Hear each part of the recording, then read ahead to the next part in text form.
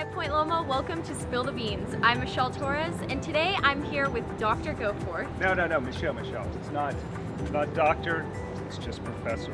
Okay, today we're here with Professor Goforth. He teaches journalism here at Point Loma. Okay, so first, would you like to tell us who you are? Stephen Goforth, teach at Point Loma Nazarene University, journalism. Grew up working in radio, ended up at CNN a few years, so worked in TV and radio. Have a degree in journalism, but also in philosophy and communication.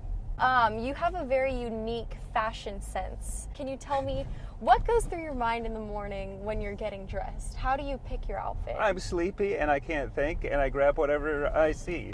So I'm lucky if I'm wearing pants. I try to do that when possible. Okay, if you could only eat one food for the rest of your life, what would it be? Oh, well, probably pizza. Just like if you're in college, you love pizza, and there's no such thing as bad pizza, and ice cream. I love ice cream. True, me too. What's the best piece of advice you've ever received? Probably the best piece of advice when I started teaching. One of my friends, he said, keep your head down and basically shut up. And that was probably good because I tend to talk when I should not, and I should listen and learn some stuff before I start telling everybody how things really are. Obviously, I've not paid attention to that, but it was great advice. I didn't do it, but it was great advice.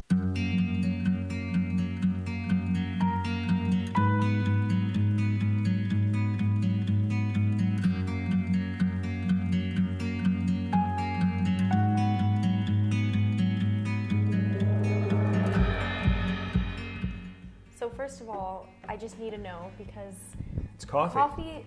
The choice of drink can say a lot about a person. It is, so. and it's always coffee. I grew up working in radio. When I was 12 years old or so, I became a DJ because my dad owned a radio station, or managed one at that time. So we drank lots of coffee. That's what I learned. And also, when I was like 5, that was the biggest thing in the world. You drink coffee, you're an adult. So I want to show my adultness here. So the other day in class, you brought back Jeremy, one of your friends from back in DC when you worked in the radio, and it seems like you guys are still friends after all those years. So what types of friends do you hang on to?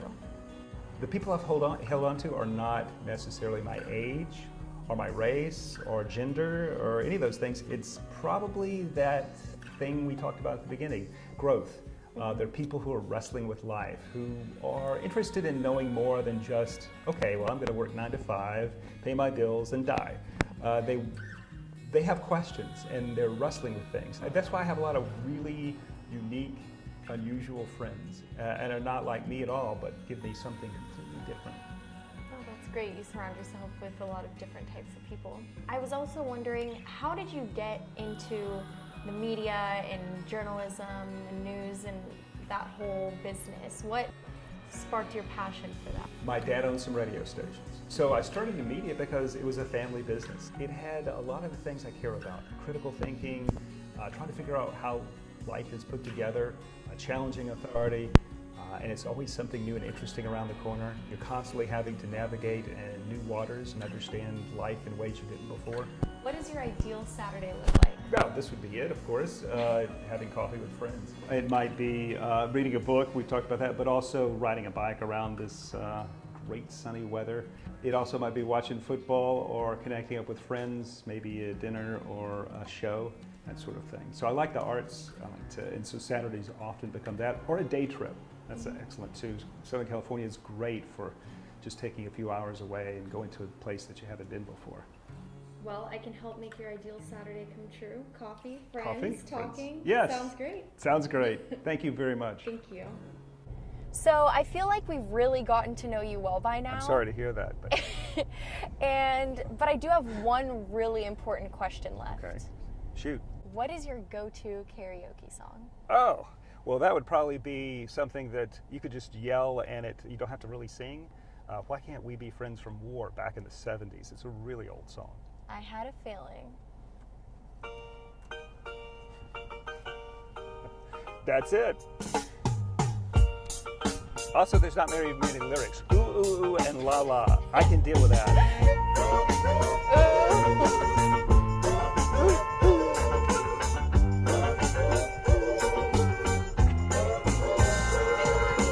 Why can't we be friends? Why can't we be